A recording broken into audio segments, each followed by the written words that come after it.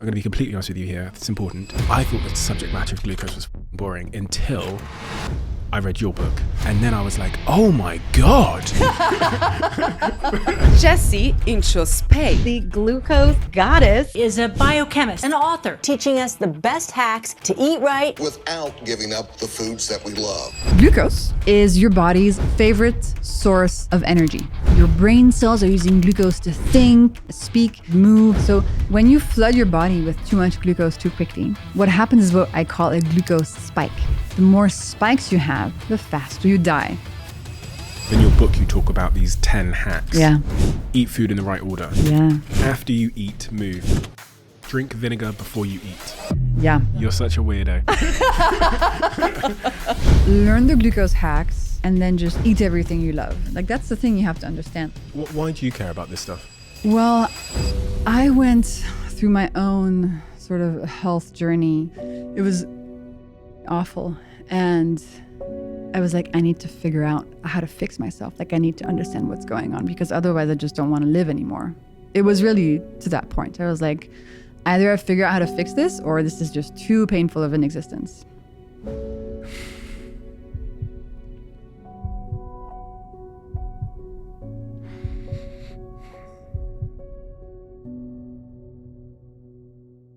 Before this episode starts, I have a small favor to ask from you. 2 months ago, 74% of people that watch this channel didn't subscribe. We're now down to 69%. My goal is 50%. So if you've ever liked any of the videos we've posted, if you like this channel, can you do me a quick favor and hit the subscribe button? It helps this channel more than you know, and the bigger the channel gets, as you've seen, the bigger the guests get. Thank you and enjoy this episode.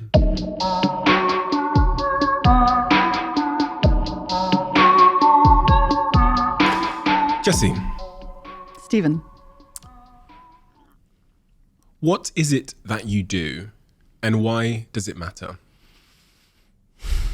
I teach people about how food impacts their body. And it matters because most of us are unknowingly eating in a way that causes many of the symptoms that we suffer from on a daily basis. So it matters because once people understand how their dietary habits are impacting them, and once they make change, their whole universe upgrades. All of the things that they thought were just who they were, you know, the poor energy, the cravings, the acne, the bad sleep, the hormonal issues, all of a sudden they can vanish. And so they kind of reconnect with their true selves once they're past all of those symptoms. Why do you care about this stuff? Many different reasons. One is a personal story. The other is because I see a lot of people suffering from diseases that they don't understand and that unknowingly they're making worse. Right? One big example for me is people who have type 2 diabetes. And a lot of people who have type 2 diabetes are eating in a way that's making it worse, but they think they're eating in a way that's good for them. And that breaks my heart into pieces. You know, I want to give people the power back. I want to give people the information back because the landscape we live in, you know, the marketing messages about food, all the confusing packaging, the confusing advice, the fads, that's really destructive. And so I want to help people like clean all that up.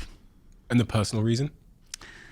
Well, I went through my own sort of health journey that got me to a point where I realized that health is the most important thing in the world. And if you don't have that, you really don't have much.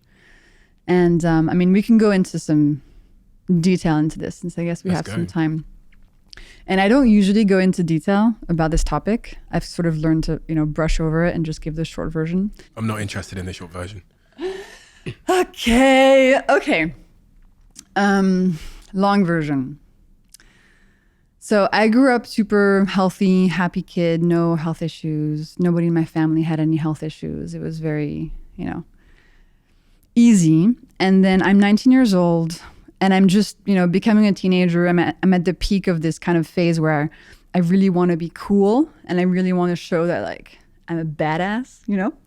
And so I'm on vacation with some friends in Hawaii, of all places. And it's 4 of us. my current best girlfriend and 2 guy friends. And we go into the jungle just for a hike. And the 2 guy friends who are like super fit guys decide to jump off this waterfall, this like 30 foot waterfall. And they're like, Jessie, you should do it too. And so I was terrified and I did not want to do it, but I really wanted to be cool. I really wanted to be like, I don't care. Like, I can do whatever. Yeah, I'm not scared. So I decided to also jump off the waterfall. Spoiler alert, it was not a good idea.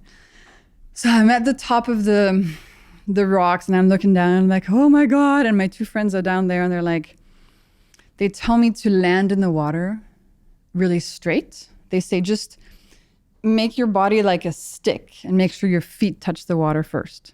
And as I'm in the air, as soon as I leap off the edge of the cliff, of course, when you're falling, you get that sensation in your stomach. They're like, and I feel that and I just freak out. Like, I am terrified.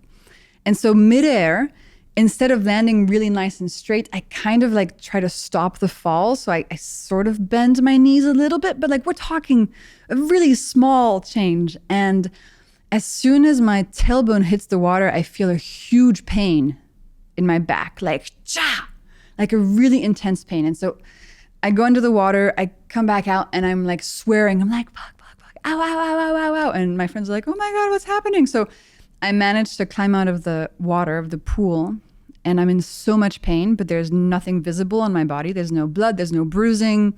My back looks normal. So I'm like, I don't know what happened. I'm in so much pain. They're like, okay, well, let's walk back to the car. Don't know what happened. So I walk back a mile in the jungle, with what I ended up learning was a broken back, which was super dangerous. Yeah, the adrenaline, everything was just pumping and allowing me to do that. 24 hours go by. I don't know what's happening. I'm at home with my parents. I'm like, I don't know. I'm in so much pain, but you couldn't see anything on my body. So it was like, I know. So I decided to just sleep it off. The next day I wake up, I'm like, I know. Next day I wake up, I'm still in a lot of pain. So I get taken to a osteopath or I don't know, a chiropractor or something. And he sees me arrive and he puts like a finger on my back and I'm like, ow, ow. He's like, no, you have to go to the hospital. So 24 hours later, I get to the hospital.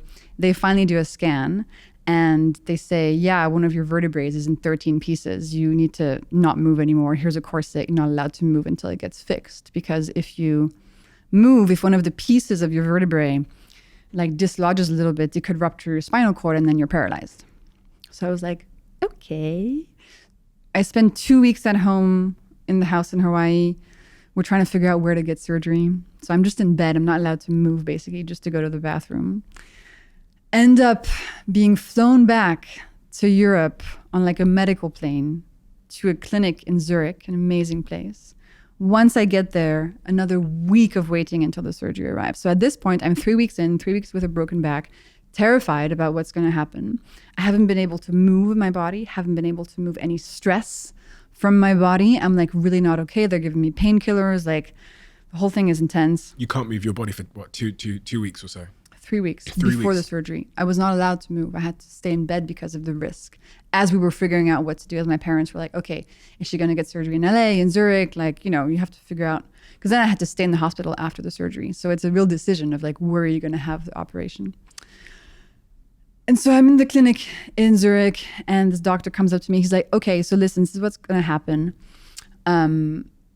We're going to open your body from the side. We're going to take some organs out, clean up the vertebrae, close the side, flip you over, open from the back, open the spine, put a metal cage in, put the broken bones back in, drill 6 like 3-inch nails into your spine, and then put some rods, and then we'll close you back. Oh, by the way, there's a risk we're going to perforate a lung, but like hopefully, it won't happen.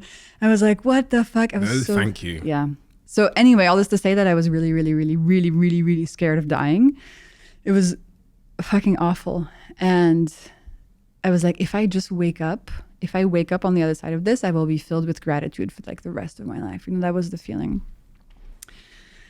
So anyway, surgery happens. I wake up and instead of gratitude, I start feeling a humongous amount of pain, like 100x the amount of pain from the actual breaking my back. My entire body is on fire. All of my legs are just like inflamed like crazy. They're giving me like sleeping pills and shit. I'm having the craziest nightmares. A nurse comes into my room every 3 hours to inject, like opioids in my leg. I mean, it's just like fucking nightmare, like total nightmare. I can't move at all because if I move my body, the scars feel like they're gonna rip open. I lose like 20 pounds in 10 days. I haven't eaten anything. I don't eat anything for like 2 weeks. Anyway, so horrible physical stuff. But the good news is the physical bit actually heals. Like in 3 months, I'm totally fine. No more pain, feeling strong, exercising again, no problem. But then the real problem starts happening. My brain starts not feeling okay. I start feeling like I'm a bit like in a dream. Like I have this weird sensation of like instead of everything being 3D, it's now 2D.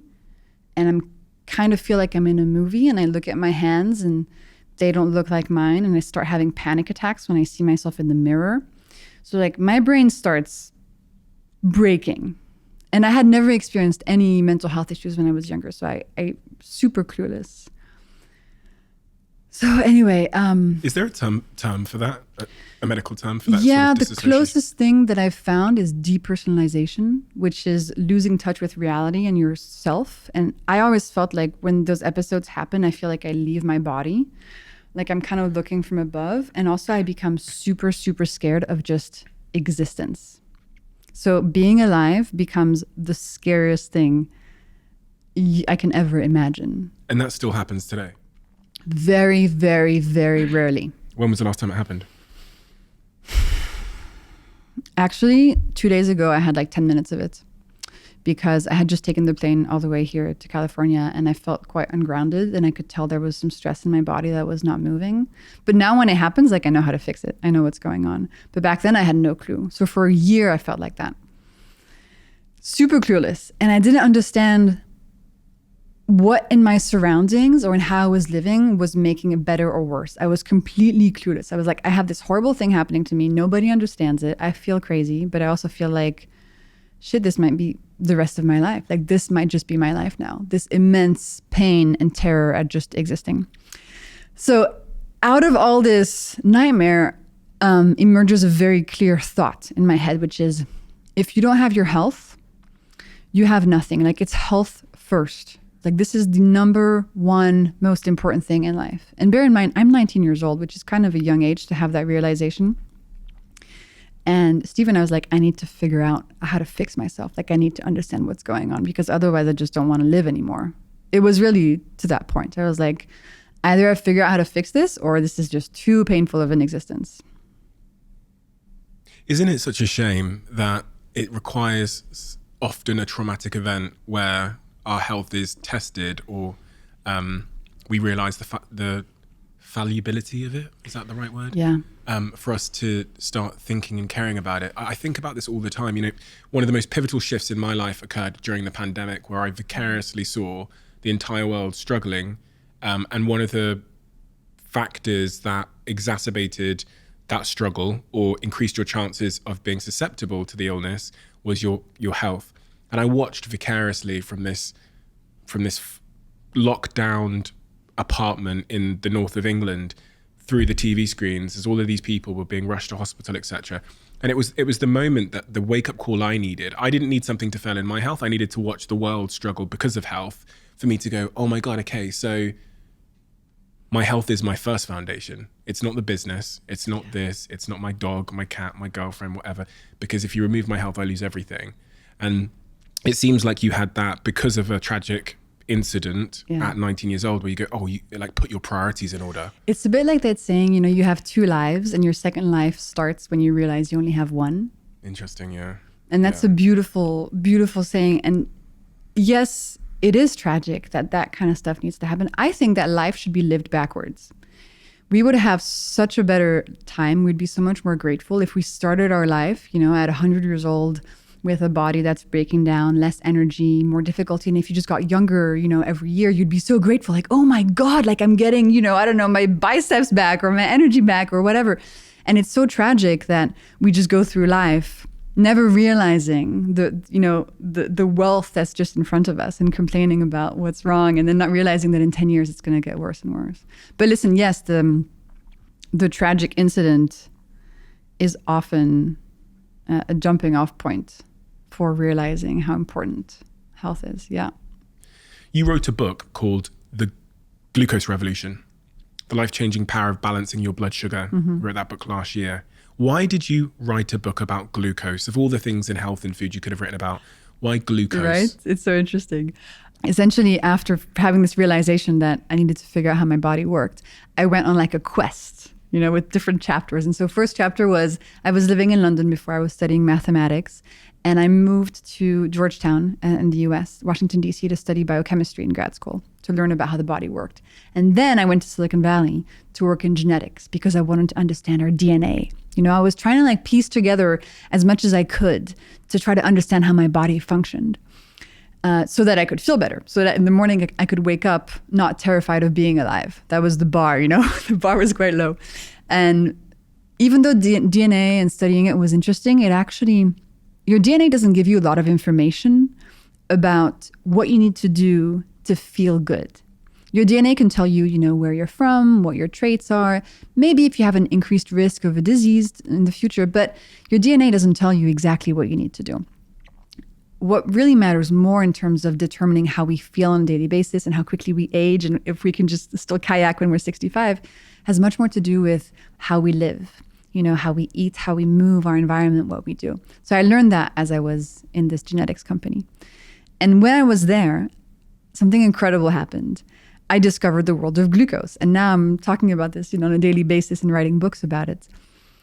I discovered that my mental health got worse when my glucose, also known as blood sugar, was not healthy, steady, and balanced.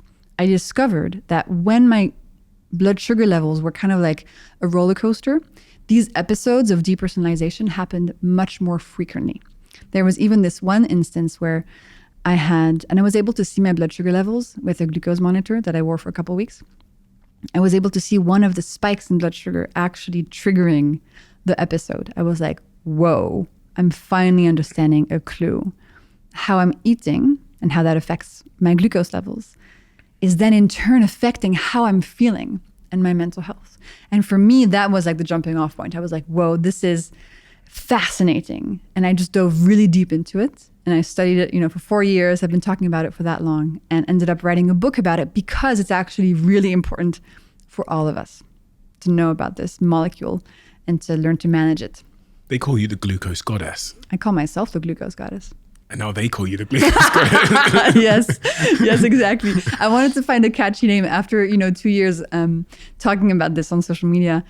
At first, my account was just my name, Jessie Inchauspé, which is really hard to write and pronounce and spell. So I needed a catchy name. So I was like, glucose girl, glucose gal. And then I thought, glucose goddess.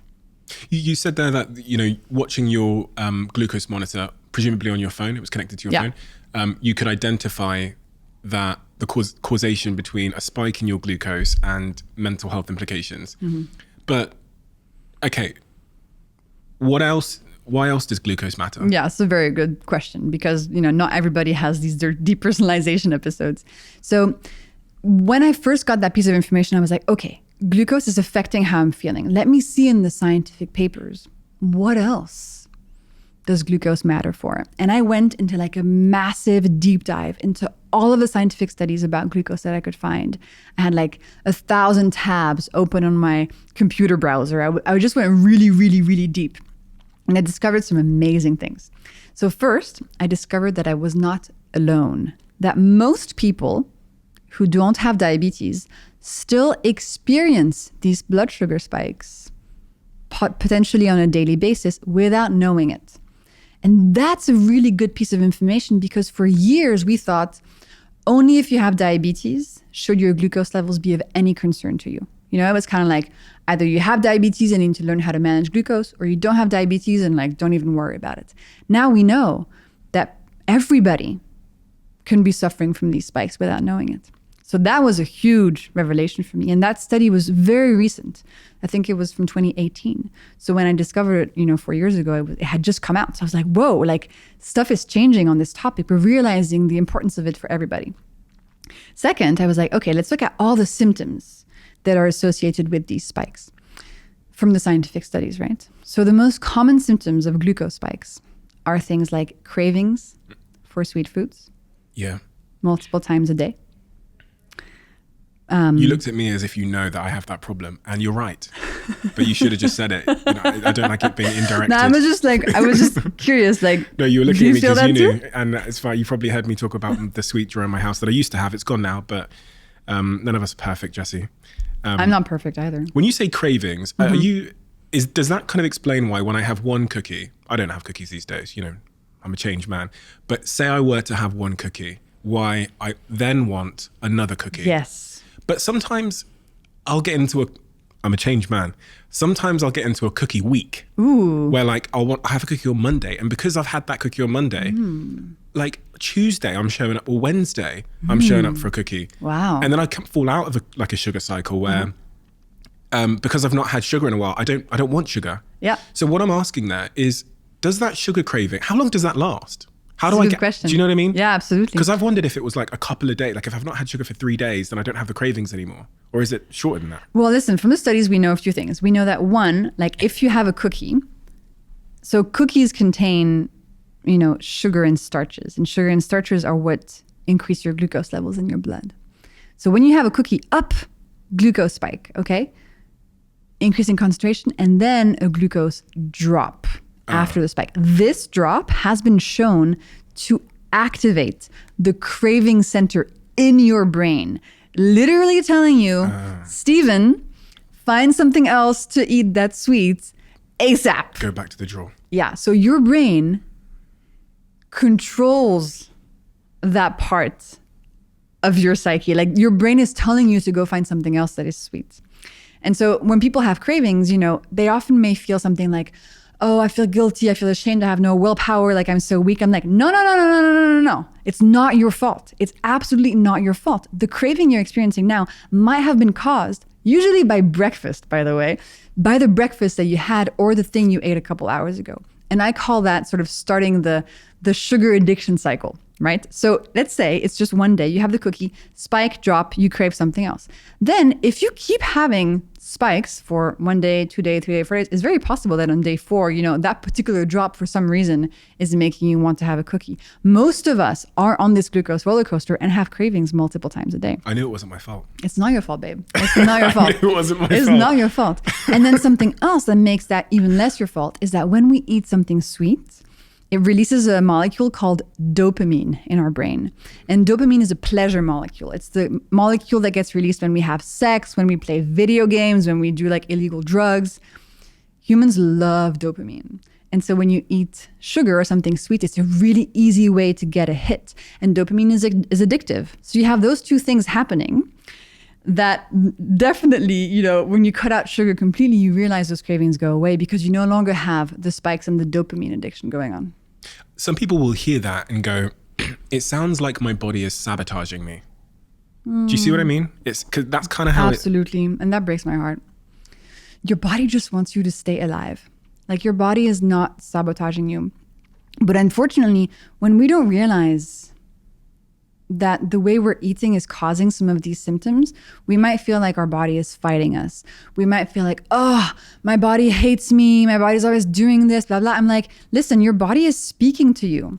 All those symptoms you're feeling, those cravings, the acne, the, irregular energy levels, all these hormonal issues, whatever, those are actually messages coming from your body telling you, hey, Steven, there's a glucose roller coaster happening here. Like, help me fix it. I think your body wants you to work in partnership with it and is trying to alert you with all of these symptoms. So instead of like blaming our body or feeling like, bad body for doing this and that, if you shift it a little bit, you're like, okay, let me balance my glucose levels and learn how to do this in an easy way.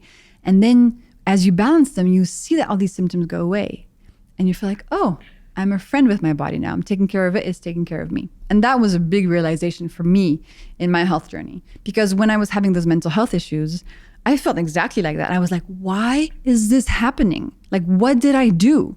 You know, and it was actually my body trying to tell me that there was lots of things that were going wrong. One of them being my glucose levels. So anyway, yes. Am I right in thinking that my body is not built or designed for the world that it currently lives in, and that's part of the battle? Like, absolutely. Because just if you look at, for example, glucose levels, right? Like the way nature intended us to consume glucose was in plants, right? And when we consume something sweet, it was usually in a piece of fruit. But pieces of fruit back in the day when nature created them, they were much smaller, much less sweet. They had way more seeds and fiber in them. So it didn't create that big of a glucose spike. But human beings, because of this desire for sweetness and pleasure, have been breeding plants and fruit to be extra sweet, extra juicy. So the bananas and the oranges you see today are not natural at all. They're the result of millennia of breeding. A little bit like how we took gray wolves and we bred them into chihuahuas for fun, basically. Chihuahuas are not like natural animals, right? They're the result of breeding.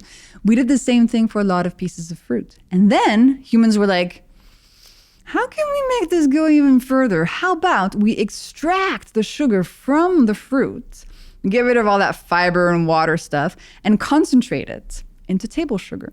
And then how about we put that in drinks and make like sodas or fruit juice, you know? So as human beings, we've created a food landscape that is 100% causing all these glucose spikes. And my philosophy today is not get rid of sugar, don't eat sugar anymore. I'm more like, okay, sugar is everywhere. We love it. It gives us pleasure. Let's learn to eat it in a way that doesn't cause these spikes and doesn't harm our physical and mental health so much. We're going to get into exactly how to do that. I want to go a little bit back upstream. We were talking about the symptoms. Absolutely. So you've covered the cravings. What other, give me some of the short and the long-term symptoms of the glucose spikes. roller coaster. And then I want to know what glucose is, because that's Absolutely. probably a better place to start. No, I think symptoms is cool because most people will recognize a lot of these in their own lives. So cravings is the most common one. Then unsteady energy levels. So feeling tired throughout the day, maybe you have chronic fatigue, maybe you need a lot of coffee to get through the day, you know, maybe playing with your kids is exhausting, picking up the groceries is exhausting, just like you're tired. You know, you're eating, but you're tired. Very common symptom. And we'll get into why that happens maybe in a bit. Those are the two most common short-term ones. Then... What about memory? That's a good question. So the more glucose spikes you have, the more the neurons in your brain are going to work like less well.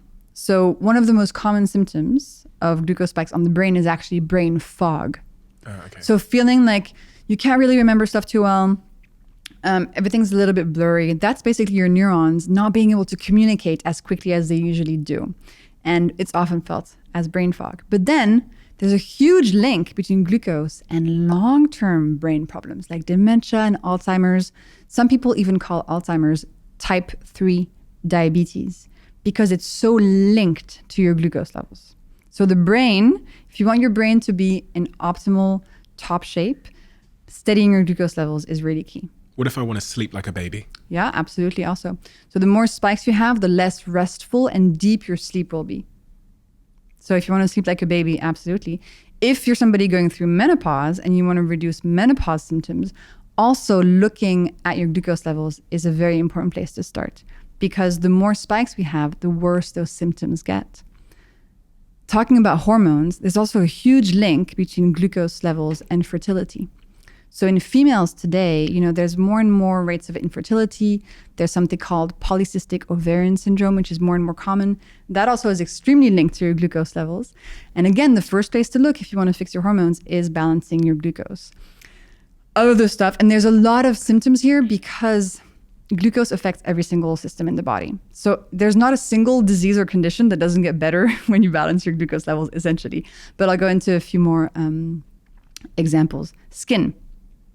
So inflammation is a direct consequence of glucose spikes. And on the skin, inflammation can be seen as acne, eczema, psoriasis. I have no idea. You know, there's two words that have just exploded into like popular conversation over the last, I'm going to say 12 months. But, I'm not that deep to know how long this conversation's been happening. But one of those words is the word glucose. I've just seen it everywhere all of a sudden. And the second word, which I've seen even in more places, is that word you just used, inflammation. Yeah. What is inflammation?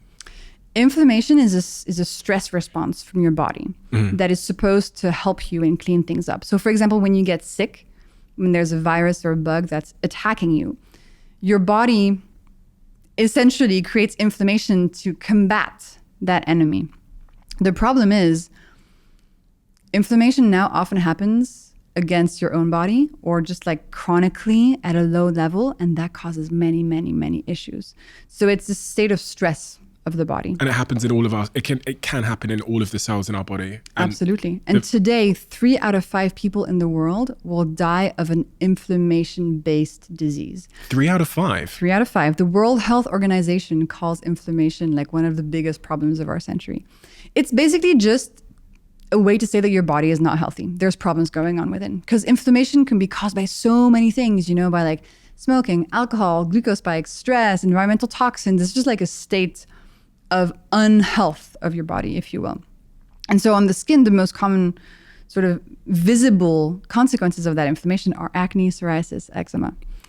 And then talking about skin, so the more glucose spikes you have in your body, the faster you age. And that shows on your skin as wrinkles, but also on the insides. Things slowly deteriorate and break down. And there's a funny image for this. So from the moment you're born, your body is slowly cooking. You slowly cook, let me explain, like a chicken in the oven from the moment you're born. And then when you're fully cooked, you die. Your face. This concept of cooking is basically aging. And it's the technical term for it is called glycation. And the more glucose spikes you have, the faster this process happens. So if you want to age less quickly, and if, when you look at 2 people who are 65, one is clearly younger than the other, like biologically, right? And you can impact how quickly that aging is going on. One of the ways being through reducing your glucose spikes.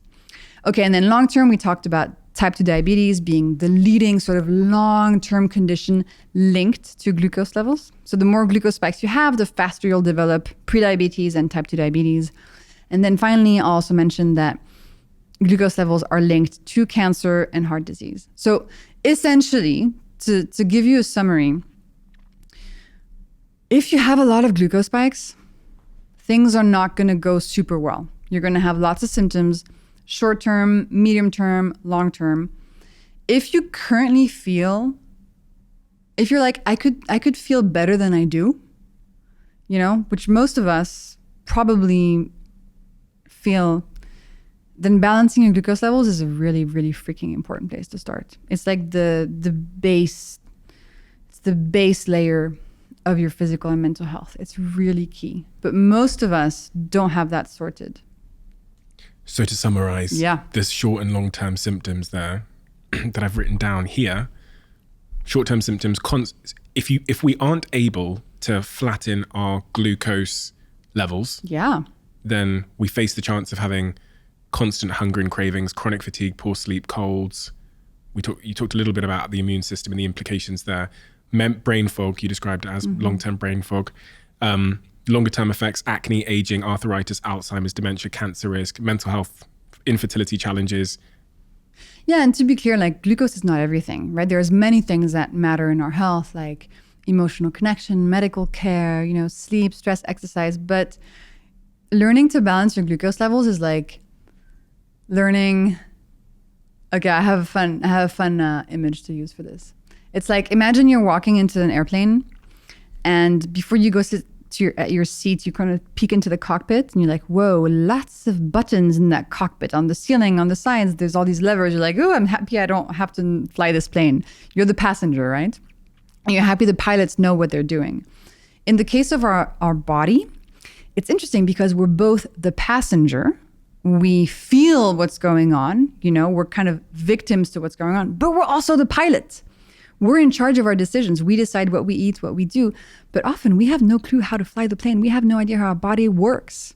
So it becomes very complicated to figure out where to start. And we have all these opinions, this marketing, blah, blah. And it can be really confusing and quite daunting. So to me, learning to balance your glucose levels is like learning about the most important lever in the cockpit of the plane. It's like, if you know about this lever, you can take off, you can fly, you can land. It's like the most important thing. And it will help you get to a point where you're kind of cruising and you're like, okay, I kind of have a handle on things. My symptoms are kind of getting better. So to me, that's the way to think about it. So this begs the question, which I probably should have started with, which is, what is glucose? Mm-hmm. Now, in my brain, Yeah, tell me what you think. which is a slightly undeveloped brain on this subject matter, I've just always thought of it as sugar. Yeah. So I've just thought of it as the sugar I eat is turned into this thing called glucose.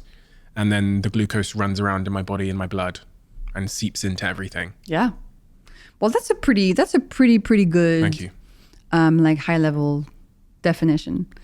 And I think that's what most people who know a little bit about the topic think. So let me explain so you know exactly what it is, because that definition, while it's what most people think, it's actually a bit incomplete. So I'm going to give you like the 101 basics. Please. So you understand what's going on. Thank you. Explain it like a 10-year-old. Absolutely. So glucose is your body's favorite source of energy. Every single cell in your body uses glucose for energy. So, right now, both of our heart cells are using glucose to pump. Your brain cells are using glucose to think and speak.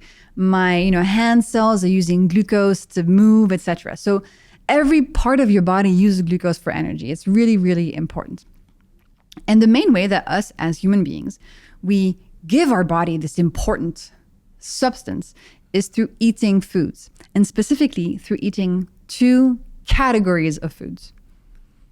Starchy foods, so that's like bread, pasta, rice, potatoes, and sweet foods. Anything from your favorite cookie to a banana to a Coca-Cola, anything sweet. So starchy and sweet foods contain glucose. And when we eat them, the glucose is given to our body.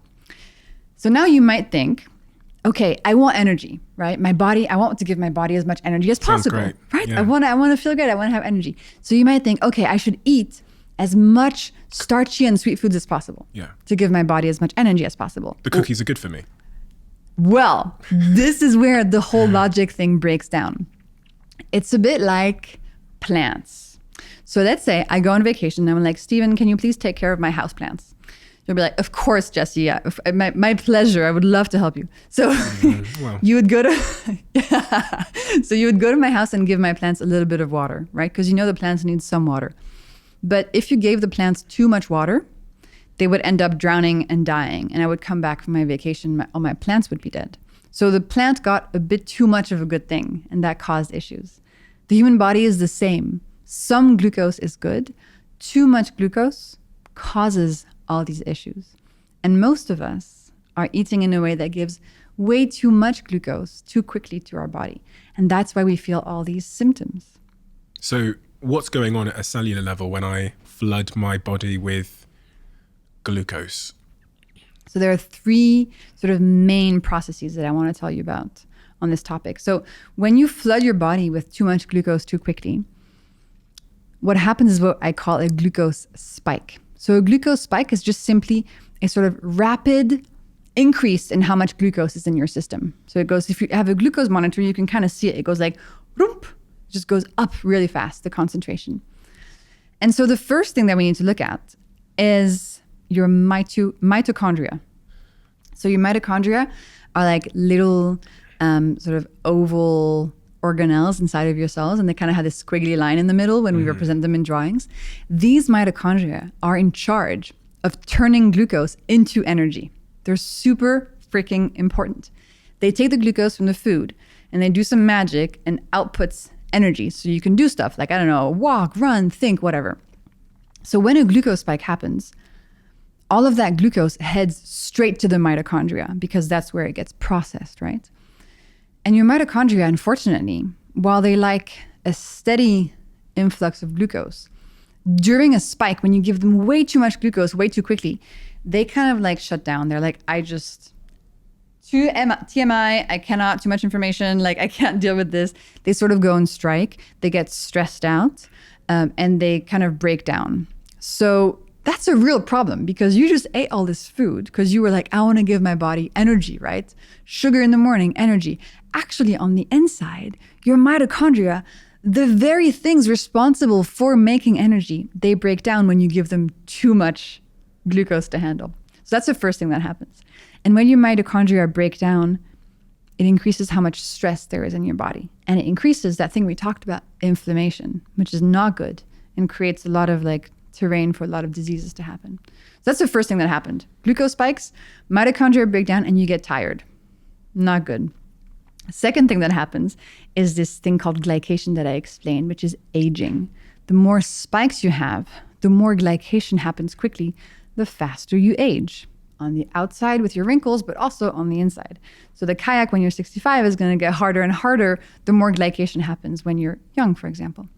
And then finally, so your body really wants to keep you alive. As I mentioned, like your body is pretty freaking awesome and it's really trying to protect you. And so it has a technique that it deploys when a glucose spike is happening to get that level of glucose down because it knows like, oof, when glucose is very high, like all this bad stuff happens. So let me get that to go down. Your body releases something called insulin, which comes from your pancreas. And we love insulin. She's dope. She grabs all the extra glucose and she stores it away into your muscles, into your liver, and into your fat cells. And that's one of the ways that you gain fat on your body is by having insulin take this extra glucose and store it away. Can she not just put it in my muscles? Unfortunately, I'll call her and ask. But no, unfortunately, you can't decide where it goes. And then while insulin is cool, like long-term, too much insulin is the cause of type 2 diabetes. So while she's helpful in the short term, long-term, she causes all sorts of issues, especially connected to fertility, which is also something that we might want to talk about. Really fascinating topic. Is that therefore conceivable? You know, I've got a friend that had polycystic ovaries, and she said on a podcast that she has recently that she used to have a problem with binge eating.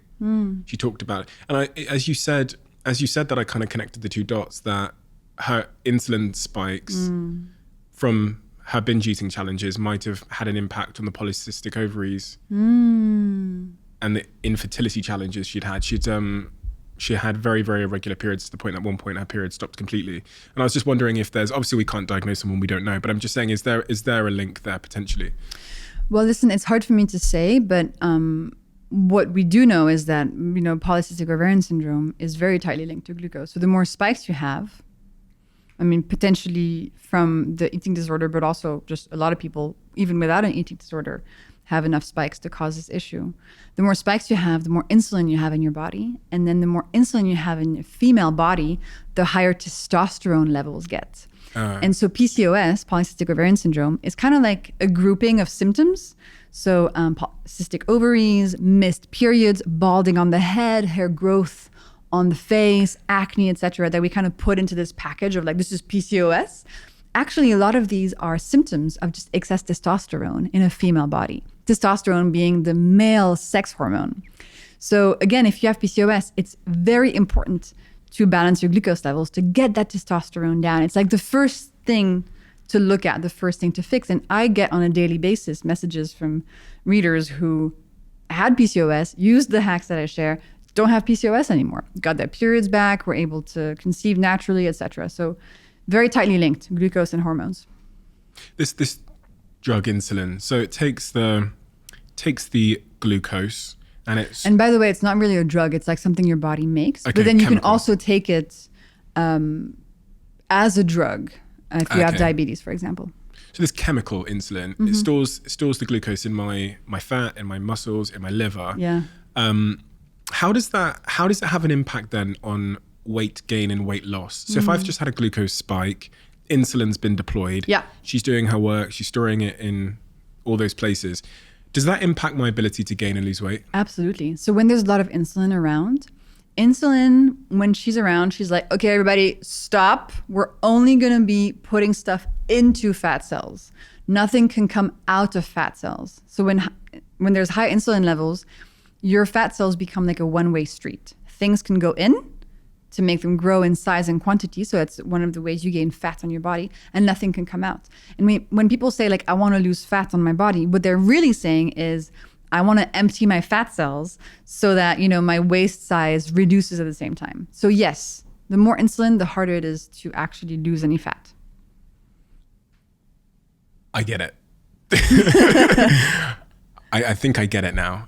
Is there anything that's like missing from that picture you've painted for me? I now understand the relationship between what I put in my mouth, the impact that has on my glucose levels. It causes spikes and dips. That causes a bunch of short and long-term consequences because of what's going on in my mitochondria and insulin. Is there a next step in that process that I need to be aware of? So my insulin is now raised, right? Yeah. She's shut down my fat cells. She's doing her thing. She's storing it away. Is it the chronic deployment of insulin is what I think they call type 2 diabetes, right? Yeah, it's called insulin resistance. So Right. when you have a lot of insulin, it's a bit like... Stops working, basically. Exactly. It's like coffee. Right. Right? Like first time you drink coffee, you're like, whoa! And Yeah, then yeah. over time, the same amount of coffee doesn't do as much to you. Same with insulin. So over time, your body becomes less sensitive to it. It doesn't really obey it anymore very well. And that's called insulin resistance. And that then leads to type 2 diabetes. But I think you got a pretty good overview of, we eat food, creates glucose spikes, all of these biochemical processes. Then our body experiences these symptoms, right? We experience these symptoms of glucose spikes. And I think the important thing to remember is that these symptoms, again, they're messages, right? They're not something that's happening randomly just to be annoying. Your body is not against you. Your body is just trying to keep you alive. But as a consequence of maybe some of the ways you're eating, all these symptoms are taking place. Quick word from one of our sponsors. I have to say, I've been on a bit of a journey with this brand because when I started my business in new territories, when we first moved Social Chain to New York City, the first place we went to was WeWork. We moved 4 of our team members out to New York City and we built the business from there. I have to say there's something magical about WeWorks. I've spent the last 2 or 3 weeks in LA in a WeWork, and as you walk in the front door every day, it's almost like that sense of community, that sense of magic, excitement, camaraderie is tangible. And you don't get that when you're working at home. You don't get that often when you're sat in your bed on your laptop. There's something about getting out and getting into a WeWork that makes me feel a sense of entrepreneurship and creativity and building. And the way that WeWorks are designed, both in the way that they offer subscriptions so that you can work, on demand, but also the flexibility of the contracts means that it's just the perfect place for businesses to scale their companies. And if you haven't checked out WeWork and you want to, you can go to we.co/CEO and there you can get 50% off a trial day at a WeWork close to you. Ladies and gentlemen, our newest brand partnership will come as no surprise to regular listeners on this podcast. The first episode of 2023, I was joined by the incredible Professor Tim Spector to hear more about his work at a company called Zoe, using data to understand our bodies better so that we can live more fulfilled, higher potential lives. Zoe was born from the truth that our overall health is impacted by our gut health. By helping you to understand how your body is working, Zoe can help you to reduce your risk of long-term disease and increase your energy levels. For me, this is the future. And that is why I became an investor in the company. And that is why they are now a sponsor of this podcast. You can read up about everything they're doing and you can pre-order your Zoe program at joinzoe.com. And they've been kind enough to offer an exclusive 10% off code CEO10. So you can put that code in at checkout, CEO10. Thank you so much. Let's get back to the episode. If this gluco roller coaster is bad for me, the spikes and the crashes, how does one flatten the glucose curve? In your book, you talk about these 10 hacks. Yeah. Can we go through some of these hacks to... But for sure, I think that's the most important, really, because... So hack one. Hack one, yeah. Eat food in the right order. Yeah. What did you mean by that? So to give some context, like all the hacks in my books, they are just summaries of scientific studies. So when I was going really deep into all the science, I found, all these symptoms and conditions linked to spikes. And I found also these amazing ways we could still eat everything we loved, but without creating these spikes, right? So still eating everything you love, but reducing any symptoms or any problems you might be having physically or mentally. Okay, so eat your food in the right order. So next time you're faced with a meal, listeners, next time you're faced with a meal, There's something amazing that you should know. If you eat the ingredients in the meal in a specific order, you can reduce the glucose spike of that meal by up to 75% without changing how much you're eating, what you're eating. Just the order has a massive impact on your glucose. So you can still eat the same meal with way less spikes and way less consequences. So the right order is veggies first. I should make a t-shirt. Veggies first, proteins and fats second, and starches and sugars last. So let's take an example of a meal maybe. Stephen, what's a typical meal you have? And then we'll add stuff for the example. Cookies. Okay, so let's say cookies. That's your sugars. Let's say you're having cookies. Let's say, I don't know, you eat fish? Yeah. Okay, let's I say... eat everything, to be honest. I'm so... Other than snails, I've still got a little bit of a psychological issue there, but... I've never tried snails, and I'm French. Really? It just grosses me out. That's something you need to figure out. Okay, so let's say you have like some fish, some broccoli, some pasta, some olive oil and avocado, and a cookie. So the right order for your glucose levels is going to be the broccoli first, then the fish, then the pasta and the cookie. And the avocado and olive oil, you can kind of have it like with the fish. Now, this is an interesting like theoretical thing to understand. It might not always be very practical to just separate out your meal and be like, okay, this first, that then, that then. But there's a few things you should know. Number one, you don't actually have to wait between any of these foods. You can just eat them one after the other and still get the amazing impact on your glucose levels. And number two, really the most important thing here that we need to learn from this scientific study is that the veggies should come first. So what I do now and what my community does is that we always have a veggie starter at the beginning of a meal, and then we just eat the rest of the meal kind of normally. And that already has a massive impact on your glucose levels and how you're going to feel. A lot of people, when they do it very much in the opposite order in terms of like kind of they leave the veggies on the side of the plate. I think when I was a kid, I'd go for whatever was tasty first. And then when the green stuff. I always went for the pasta first. Yeah, exactly. Yeah. And then it was like a requirement. So often parents will say, eat the fucking greens as well before you get your dessert. That's interesting. I mean, although in restaurants, obviously dessert comes last, which is probably And in restaurants also, bread usually comes first. And so let me explain why it's so important to avoid having the bread first. So bread is a starch. And as I explained, there's starches and sugars, and those are the two things that turn into glucose when we digest them. And so when we eat something that contains glucose on an empty stomach, so when we eat it first, like a piece of bread, the starch breaks down into glucose molecules in your stomach and then makes its way super quickly into your intestine and your bloodstream because there's nothing stopping it. There's just like roller coaster. So it goes straight from your mouth to your bloodstream. So very quickly, the glucose makes its way to your bloodstream and increases the concentration and causes a spike. Now, if you start your meal with veggies instead, this is what happens. Veggies contain another superwoman. And I love how all my molecules and substances are female. But anyway, she's a superwoman, fiber. Have you heard of fiber before? I love fiber. You love fiber. So veggies contain fiber. And fiber, when we eat it at the beginning of a meal, she does something absolutely amazing. When she arrives first in your stomach and in the digestive tract, she makes its way from your stomach to your upper intestine. And there, she deploys itself onto the walls of your intestine, in a cool, viscous, protective mesh, and just stays there, protecting you. That viscous mesh that fiber has created is then going to reduce the spike of your meal because all the glucose molecules arriving later on from the pasta, for example, are not going to be able to make their way as quickly and as much through your intestine into your bloodstream. Because of the fiber shield, the glucose molecules are going to take way longer to make their way into your bloodstream. As a result, you get a smaller spike. But you still ate the same food. What a just woman. With some veggies first. I know. She's amazing. So I when I go to a restaurant, you go to some restaurants, they give you bread. Others, like the Japanese ones, give you edamame. Yeah, that's much better. Yeah, that's a veggie, right? So any type of veggie is going to be really helpful. And I try to make it make up about 30% of my meal, and it can be anything. They can be raw, they can be cooked. In my new book, I have 35 amazing veggie starter recipes. You can dress them. You can put, some olive oil, vinegar, lemon, cheese, whatever onto it. to make that veggie starter feel really delicious, because it's going to protect you so much. And if you're somebody who suffers from cravings in the afternoon or unsteady energy, I think this hack is a really powerful one to try out. I'm a speed eater. I'm going to be honest. I'm not going to lie to you.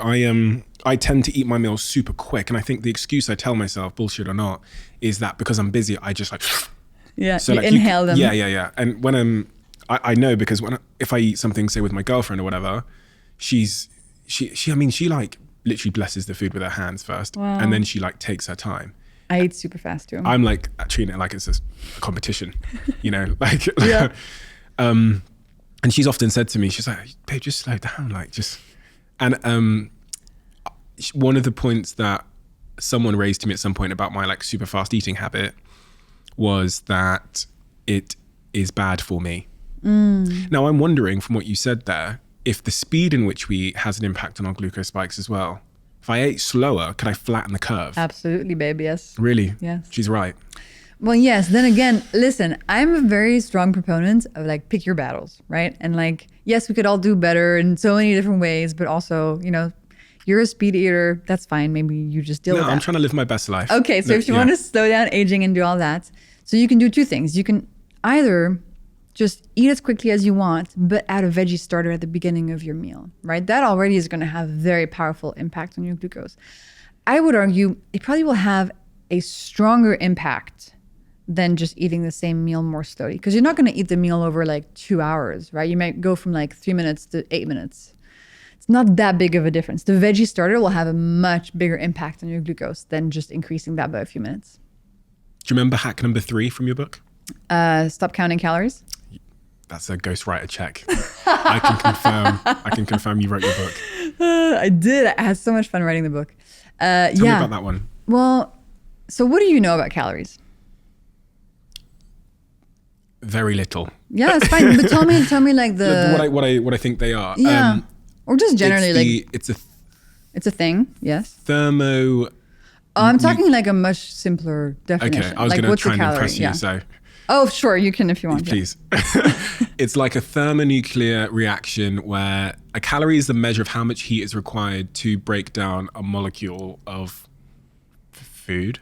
It's really not bad. Thank you. Wow. You really should give yourself more credit, because before we started, you were like, I know nothing about food and biochemistry. Actually, you know some pretty good stuff. Well, I know from just like doing this podcast. Yeah. So, and this is why I really do it, because for very selfish reasons, and I realize that it's helping a lot of other people that are also idiots. But that's what I know from guests that have sat here. So that's my definition of a calorie. Fantastic. So I think a lot of people will also say like, oh yeah, calories are bad. Like I need to eat not too many calories, otherwise bad stuff happens and I gain weight or whatever. So I want you to know how calories were actually invented and measured, because it is completely mind-boggling. So the way that scientists first started measuring the calories in a food is the following. Okay, so let's use our imagination here. The scientists, they took a box, okay, and they put a food in that box. Let's say that cookie. They put the cookie in a box. Then they put this box with a cookie in it in another box that contains water. So they submerge the cookie box in water, okay? And then somehow they light the cookie inside the small box on fire.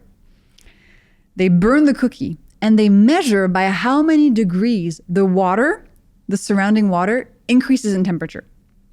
That is how we measured calories. Literally measuring how much heat happens when we burn that food. So as a result, you might say, okay, well, you might test a cookie in this setting and you might test it against, an avocado. And you might see that the temperature in that big box increases by as many degrees for both the cookie and the avocado. So from a calorie perspective, you'd say these two foods contain the same number of calories. But that's a really reductive way of thinking about food. It's almost like thinking these two books are both 500 pages, therefore they're the same. You see how that's a problem? The number of pages in a book doesn't tell us anything about what the book is about, who wrote it, what are the words, what's the message, no clue. The calories in a food also gives us no information about what's actually in the food. how is that food going to impact how I feel, my physical health, my mental health, my glucose levels? So I want to teach people about the molecules in the food. So they actually start recognizing like, oh, that food is going to make a spike. That food is not. And teaching them hacks so they can, improve their health. And so hack number 3 is called stop counting calories, because essentially what I found is that if people just focus on balancing their glucose levels and using the hacks to do that, and just completely stop counting calories, their health improves significantly. And it's a much nicer world to live in than a world of calorie counting. Because something else you should know, 2 people can be eating the exact same number of calories. Let's say, 2,000 calories a day. But if one person is eating in a way that causes all these spikes and the other one isn't, the spiky 2,000 calorie person is going to be full of cravings, exhausted, inflamed, aging faster, not sleeping as well, could have mental health issues, could have PCOS, could be gaining weight. Like, it's not the same thing. The calories are not really what matters. We need to learn about how the food is actually affecting us. Interesting. I find that so interesting because I was thinking as you were speaking, you answered it there at the end, that a lot of the reason why people do count calories is for weight loss or weight, gain reasons. But because of the glucose spikes in one set of 2,000 calories, one meal that will give me 2,000 calories, it will have a significant impact on the insulin levels. And also on how you're feeling and how you're doing and how difficult, that fat loss is or not. How much of a good time you're having along the way. That's the nuance that really, people use calorie counting as a tool, I guess, but that's the nuance that's really missing if you really want to achieve any of those goals for whatever reason you have. Absolutely. And then, restricting calories. Of course, like if you go from 2,000 calories to, I don't know how many, but fewer than that, you're essentially reducing how much you're eating, right? So yes, it's possible that'll lead to weight loss. But that's not really sustainable. Like, do you really want to count calories for the rest of your life? Like, that just, I don't know, that feels really difficult to me. And second, it doesn't tell you again, like, what you're eating. So you're reducing quantity. So that can lead to consequences, but it might not be improving your health at all. You might be losing weight on your body, but actually, increasing the problems and the symptoms and the conditions. So I really hope people stop counting calories and through this science, just kind of learn how to approach the food landscape and how to approach food habits in a way that heals them from everything they want to heal from without the sort of calorie thing. Breakfast. Yeah. What do you have for breakfast, Stephen? Today? Yeah. Nothing yet today. I ordered food, right, to this wonderful studio here in London at 10:30 a.m. and it said it would take half an hour to get here. And it got here when you arrived. Now I looked at it and I thought, if I eat this, then I'm going to have some kind of like dump halfway through this conversation. So it's just sat. Can I ask what you ordered? No. Okay. Because some breakfast foods will have that impact and make you feel tired. So I ordered a breakfast wrap. So it's got like eggs, avocados, bacon in it, and it's like a gluten-free wrap thing. And I was looking at it thinking, because of this bread, I think the bread is probably going to make me have a dump. And I don't ever want to have like a energy dump halfway through a conversation. I don't want to fall asleep. That's rude. That would be, midway through the conversation. So I've not eaten yet. Interesting. I had coffee. So actually, your choice is a pretty good one in terms of glucose. So the main thing we want to do to steady our glucose levels is have a savory breakfast instead of a sweet one. So we want to have a breakfast that contains protein, like eggs, fish, meat, protein powder, maybe some fat like the avocado, that's fantastic, and maybe some fiber if you want to add some veggies in there. And then any sort of like breads or starches or potatoes should be there just for taste. It should not be the centerpiece of the breakfast. And then importantly, for a savory breakfast that keeps your glucose level steady, we shouldn't eat anything sweet at all for breakfast, except whole fruit if we want some. What's the difference between whole fruit and whatever isn't whole fruit? Ooh, well, as I explained, like fruit has been bred by humans for a super long time to be extra sweet, extra juicy. So today, when you look at an apple, for example, it's really been pumped full of sweetness and sugar and made really easy to eat. I had this conversation this week with my partner. She was offering me some fruit and because now I'm like a food, arrogant little food guy because of all these conversations I've had, I was like, babe, it's got sugar in it and they've bred it. And then she was like, really? And we had a conversation about it, and I Googled it, and I said, I Googled like the historic banana and apple and the pear, and I showed her, and she was like, what? Because they obviously, the fruit we have today is so bright and big. Absolutely. So like and easy to appetizing. eat. Yeah, exactly. You peel it, but and then I showed her some of these pictures of these old bananas, and they're like tiny and they're like full of seeds and stuff. Full of seeds and tiny and actually quite tart. You know? You wouldn't really eat that many of them. No, you wouldn't want to, yeah. And so even though fruit has been bred for a super long time to be extra sweet, if you want to eat something sweet, it's still the best thing to eat because of the fiber that fruit contains. And as I explained, fiber is protective. In whole fruit. In whole fruit. So now here's the thing. While a piece of whole fruit is the best thing to eat if you want to eat something sweet, the problem starts when we denature that piece of whole fruit. When we blend it, when we juice it, when we dry it, when we puree it, so many different things. So let's take, for example, when you juice a piece of fruit. Juicing is essentially taking away all the fiber, getting rid of all the fiber. The fiber is like the hard stuff, the pulp and everything that's left over. So if you juice like an apple, you're just taking all the sugar from the apple, putting it in water, and getting rid of all the protective fiber. So all of that super concentrated sugar that's been bred into that piece of fruit, you're now giving to your body in a really, really fast way. And as I explained, the speed of delivery is really important. The faster all that sugar arrives, the more your mitochondria get hurt, the more the spikes are happening, inflammation, etc. And so when you drink apple juice, you're essentially drinking like the amount of sugar in 2 already pretty bred apples and drinking it in a few seconds. And so your body is experiencing a massive spike. And your body doesn't care whether the sugar came from a piece of fruit or if it came from like cane sugar and is in a can of Coca-Cola. The molecules in the apple juice and in the can of Coke are the same. Your body does not make a difference. Your body's not like, oh, this sugar came from fruit, not going to cause any issues. Oh, this sugar is from Coca-Cola, oh, it's going to cause problems. Your body does not care. And in a can of fruit juice, there's almost as much sugar as in a can of Coca-Cola. So when we eat fruit juice, we have to do it in a way that's like, okay, this is dessert, right? This is for my pleasure. This is not for my health. This is going to give me pleasure and maybe make me feel a bit happy, but it's not going to help my body. Well, which one of these bastards told me that fruit juice was good for me? I've been drinking this stuff like I was... Me too. Growing up, if I went and had fruit juice, I was like, well done, Steve. Yeah. You've done future Steve a massive service there. And then I got to fucking 30 years old and people start telling me that fruit juice is bad for me. I'm like, who lied to me? Do you want to know who lied? Who? The people who make fruit juice. Yeah, I thought it would be them. Yeah.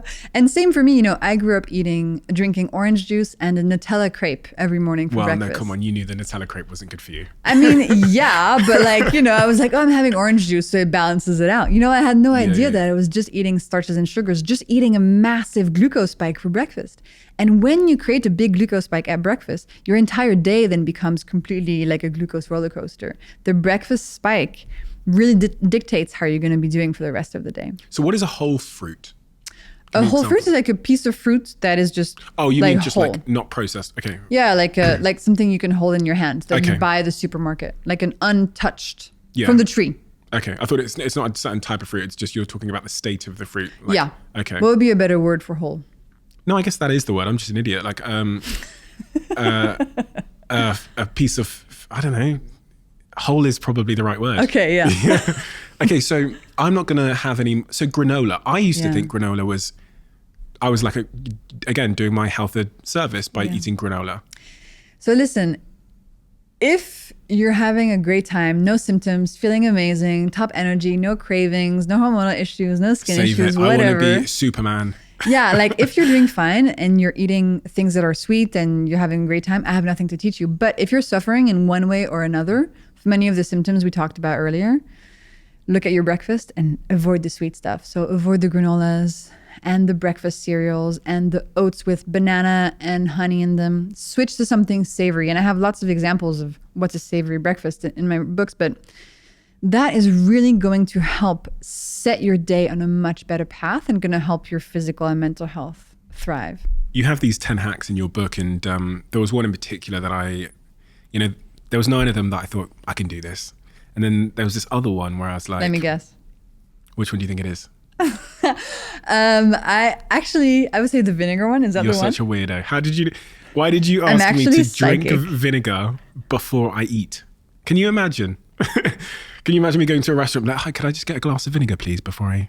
Well, actually, it's happening more and more, Stephen. Why are people doing this to themselves? By the way... That's my line, by the way. I hear you. And by the way, the hacks are there for people to pick and choose from. Okay. You're supposed to compose with them as you wish. It's not, you don't have to do everything all the time. You don't have to do any of them if you don't want to. It's like information from the science, and then you decide what you do with it. Hack 7, drink vinegar before you eat. Yeah. So the scientific studies show us that if we have 1 tablespoon of vinegar in a tall glass of water, so this is a pretty good size, 1 tablespoon of vinegar in a tall glass of water before a meal can reduce the glucose spike of the meal by up to 30%, and the insulin spike by up to 20%, which is important because, insulin is also something we want to manage. And you might be wondering, how the heck does that work? Well, vinegar contains another cool molecule called acetic acid. And acetic acid does 2 main things that help our glucose levels. Number 1, you know how I explained that starches, they break down into glucose when you digest them? Well, acetic acid slows down that process. So it slows down how quickly, for example, a piece of bread is going to break down into individual molecules. So it slows down how quickly the molecules of glucose arrive in your bloodstream, which is, again, what we want. We want to slow down the velocity.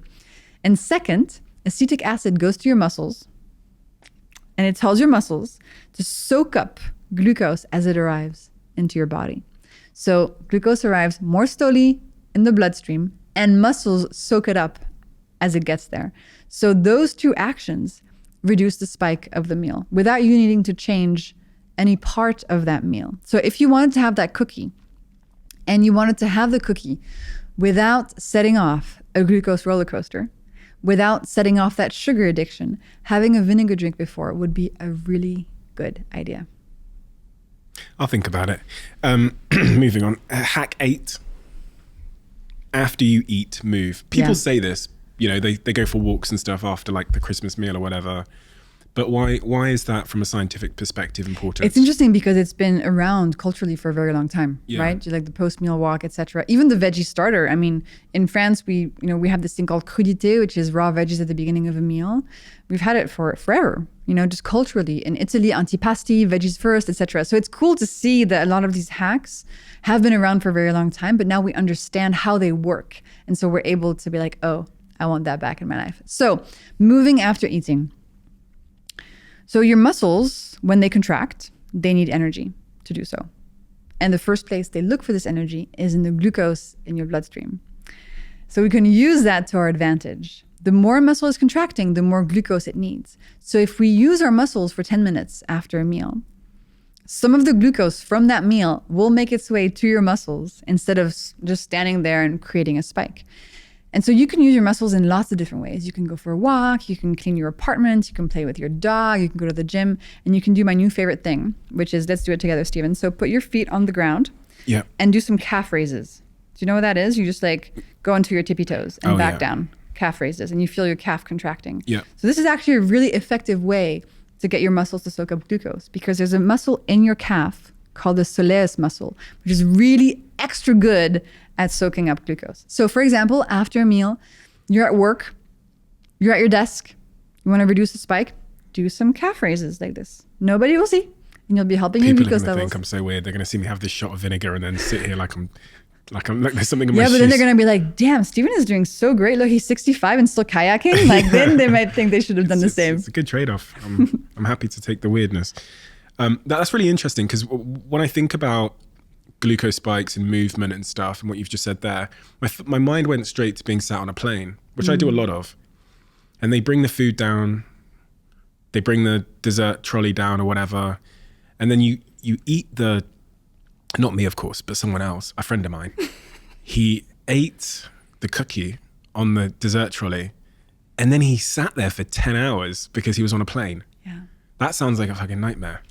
Well, for your glucose, it's not great, but there's lots of things you can do. So first, don't have the cookie on an empty stomach. Have it after some other food. For example, maybe you bought like some nuts at the airport. Have some of those nuts before the cookie. That's what I call putting clothing on your carbs. And then you can do some calf raises in a plane, right? Shot of vinegar. You can do the vinegar. Don't do it as a shot. Make sure you dilute it. It's better for your teeth. Okay. Generally, do you have a hypothesis or an idea or a system for when you travel and what you eat? Yes. If I'm traveling, I always make sure I have a really, really good savory breakfast, even if I'm not hungry, before I leave for the plane. So I have like my favorite, like 2-egg omelet with feta and tomatoes. It's my favorite thing to make. What is your general, walk me through your food. You know, earlier on I was watching your some of your interviews, and the most replayed part of one of your interviews was you describing what you ate. No way. Yes. It was an hour and a half long interview, and at the very, very end of it, the interviewer asked you what you ate on a daily basis. Wow. And that was the highest spike Oh. in the replay time. So I thought, you know, clearly that's what people want to know at home That's right interesting. now. So in an idyllic Jessie day. Okay. So my favorite 2-egg omelets for breakfast. Give me timings as well. Oh, wow. Phew. I mean, that depends. My days change so much. I don't know, like. On an idyllic day, based on the science, if you were being Superwoman. Okay, I'm just going to take a shot in the dark here. Okay, I wake up at 7:45, have breakfast at 8:15, 2-egg omelets with feta and tomatoes. And then that makes me feel pretty good and full until lunch. At lunch, I usually will have like a big ass salad. So like maybe some spinach, quinoa, everything mixed together. I could put some vinegar dressing in there to reduce the spike. Salmon, avocado, cheese, like a nice big, like yummy thing. Then inevitably in the afternoon, I want to eat something sweet because I love sugar. Like that's the thing you have to understand. Like I love sweet foods. And that's one of the reasons that I figured out all these hacks, because I was like, I need to reduce my spikes because I want my mental health to improve, but I don't want to give up my chocolate cake. Like that's just not happening. So anyway, inevitably in the afternoon, I'm like, time for some sweet foods. So I'll do lots of hacks around that. I'll do the vinegar hack before the chocolate cake. I'll also do another hack we haven't spoken about yet called putting clothing on your carbs. And so that means when you're eating starches and sugars, add some protein, fat, or fiber to them. So for example, I have the chocolate cake with some Greek yogurt, which is actually a freaking delicious combo as well. So I'll do that, and then I'll go for a walk, or I'll go to the gym, or I'll use my muscles. So I'm getting all the pleasure from the cake with less of an impact. And then in the evening is usually when I have more time to have like a more like longer meal. So I'll do veggie starter, some nice whatever proteins and pasta afterwards. And then usually I don't really want anything sweet after dinner because I've had the sweet thing in the afternoon. That would be my, common food habits. But then today, for example, I woke up at 5:45 because I had this shoot to go to in the morning before coming here. And so I just grabbed some ham from my fridge and I have it in my bag now. And I just started munching on some ham in the morning because, again, a protein-centric breakfast is really key to making sure you have lots of energy all day. And I wanted to come here and have a lot of energy, So I was like, I need to be really good about my savory breakfast today. So I just had that. So going back then to my breakfast today. Yeah. Ahead of doing this podcast, these podcasts sometimes last, 2 hours, 3 hours, whatever it might be. What should I be eating in your view to stay high energy, to stay focused, et cetera, and what should I not be eating? So you should definitely avoid granola, okay, anything sweet, right? You want to think about, protein at breakfast. So actually your breakfast wrap was pretty good, I would say, because it has eggs, it has avocado, it has, some fats, some protein. That's pretty good. And as long as the wrap is not like a huge amount of bread, you're fine, because it's fine to have bread or starches in the morning for taste. So to me, that would feel like a really good option. And if you do get tired after eating something like that, maybe you're having a bit too much food. That can also be a thing. So maybe have half and you should feel pretty good. Okay, that's good to know. I always wonder. And then, a lot of people, they're sad to give up their sweet breakfast foods. And here's another hack you can use. you can still have that sugar, but have it as dessert after lunch or after dinner instead of like in the morning on an empty stomach. So it's not about cutting anything out. It's about learning to place the foods and organize them in a way that keeps your glucose levels steady so that you don't kick off the cravings roller coaster where you feel so controlled by all the sugar and the food around you. You're very, very good at simplifying things, but also making them like both accessible and not intimidating. And that word intimidating is one that I've come to learn is quite prevalent when people are listening to food conversations. Yeah. They feel like, oh my God, it's a lot. And because there's so much, they don't really take anything simple and actionable into their lives. Yeah. So if you were to try and summarize the message you're trying to spread into maybe like a sentence or two that someone can embrace as a philosophy for their dietary choices and their eating habits, what exactly would that be? I think it would be learn the glucose hacks and then just eat everything you love. These hacks, I hope they become, and this is kind of my mission, I hope they become as well known as drink water, brush your teeth. That's kind of the vibe I'm going for. These are fundamental scientific principles that can really help you break free and fast track you to feeling so much better. And they will help you cut through all the noise in the marketing, etc., because it's really about how your body functions on like a biochemical level. So sorry, that was more than one sentence, but no, that's you great. get it. And how are you feeling now? You've obviously been on a health journey of your own, but where do you find yourself today? Man, I am so grateful today because, for example, I'm on this trip now and I'm staying in an Airbnb by myself for 10 days. Here in London? I'm alone. And back in the day, when I was 19, I broke my back. I couldn't spend 20 minutes alone. I would have a panic attack. I am so happy of that journey, but I really don't wish it on anyone. Like, it was freaking horrible. But now I'm like, I did it. I healed. I went through this stuff. I understand my body. And now I just want to make sure that I share this information with as many people as I possibly can. And that's what really excites me. So I'm doing very well. Thank you for asking, Stephen. Are there any sort of misconceptions about food or, glucose or dietary behaviors that we might have missed today? I want to make sure we've really covered it off, Yeah. Is there anything that you think we might have missed? So we talked about calories, which is really important. We talked about fruit. Well, another thing we can talk about, which is a common myth, is that sugar for breakfast gives you energy. We kind of covered it in many different ways, but I want people to understand sugar gives you pleasure. It does not give you energy. It is not good for your energy levels. That's a paradigm shift for me, because I would have thought that having something sugary before doing like this podcast would make me like da-da-da-da-da-da-da. So that da-da-da-da-da-da, that's not energy, that's dopamine. Okay.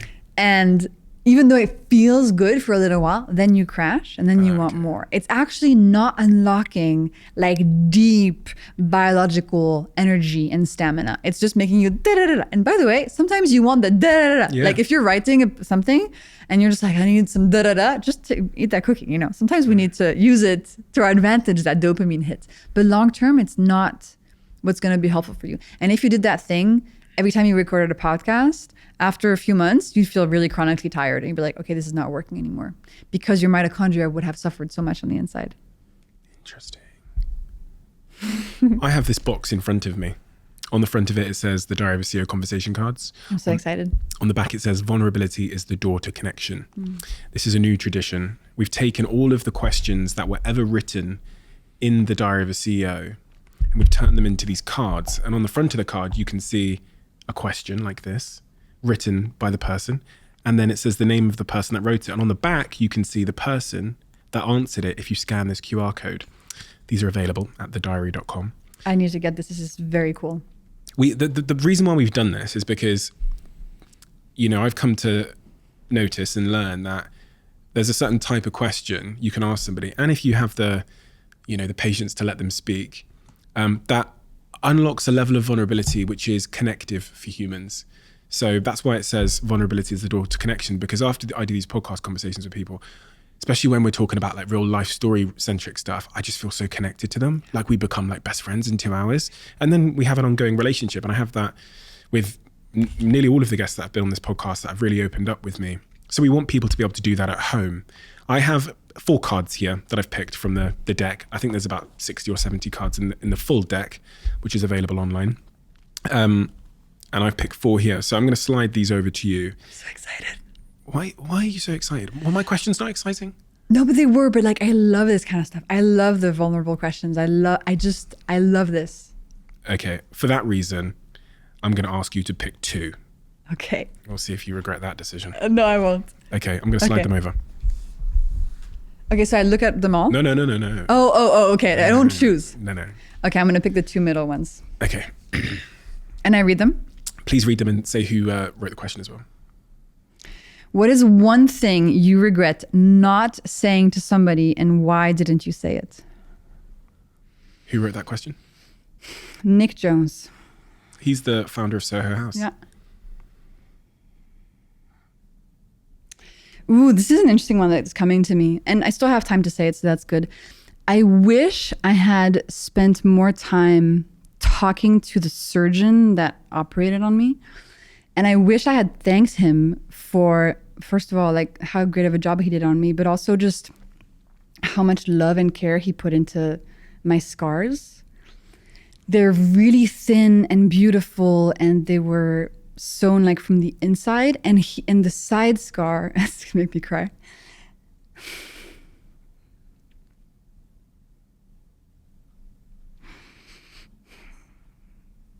It was really sweet because the side scar, he put it just in like the crease of my waist so that you can't even see it, you know?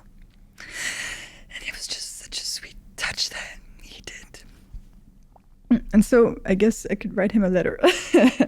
But and that's something that I have every day in my body, you know, and just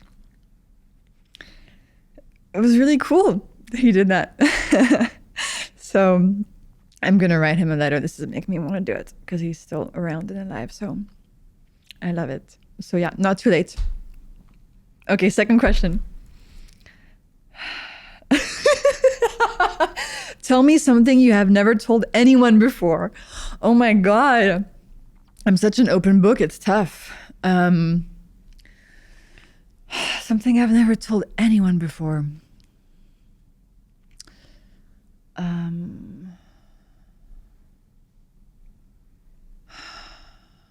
Interesting. Let me think of this one. Gary Neville asked this question. Is that how you say his name? Yeah. Well, yesterday I spoke to my dad on the phone, and he seemed sad. And that made me sad. And I just want him to be happy. That's all I can think of. He sounded sad. Yeah. He doesn't talk a lot about his feelings, and I could just tell that he was sad.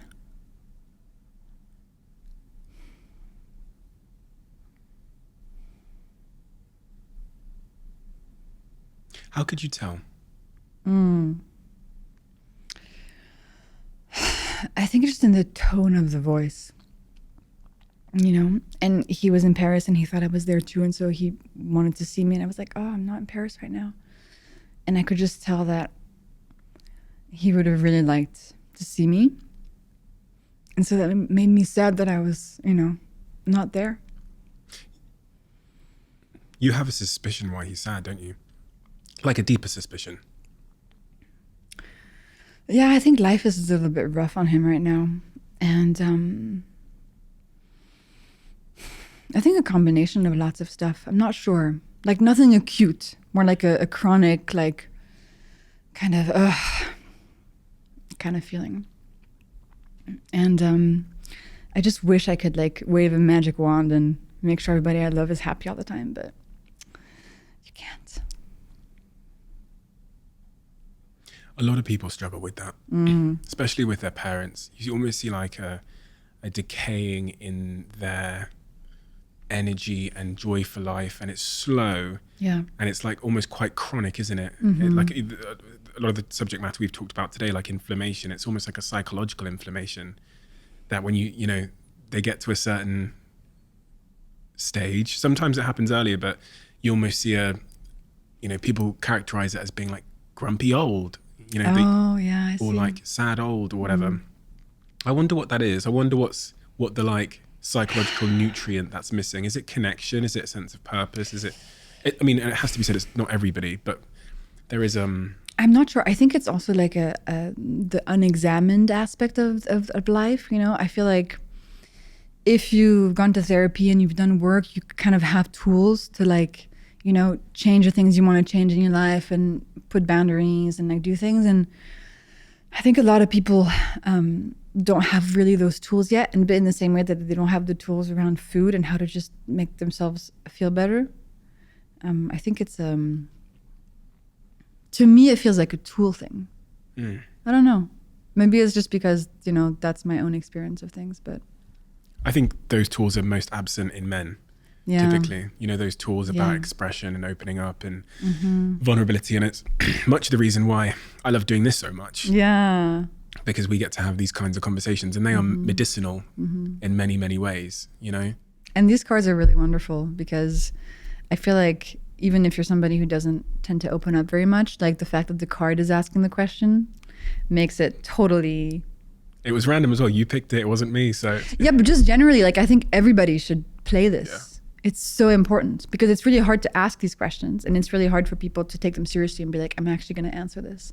But the card medium, and especially, it's so beautiful, the handwriting. I love it. It's a really lovely idea. It's quite interesting. I was just thinking when you said that, the reason why it's different from me just asking you those questions versus you selecting one and it being on this sort of middle ground inanimate object is because it removes the agenda from the question. Exactly. You know what I mean? Like exactly. It doesn't come with an agenda. Yeah.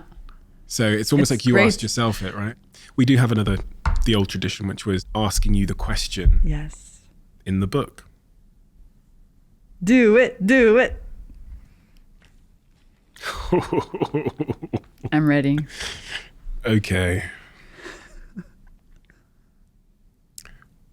Do it. Ooh, this is a tough one. Oh, yeah? Mm.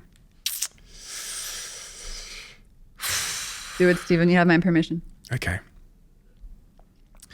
The person you cherish most in life dies tomorrow. You have a 60-second phone call with them. What do you tell them? Well, the good news is I communicate a lot. I would say my mom, to be honest, just, I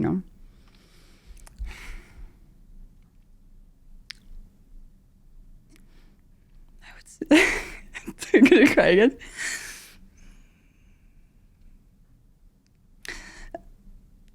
Happily, I would say, listen, it was amazing. Thank you. I feel like I told you everything and you know how I feel about you. And it's really sad, but it would be sad if it weren't sad. That's what I would say.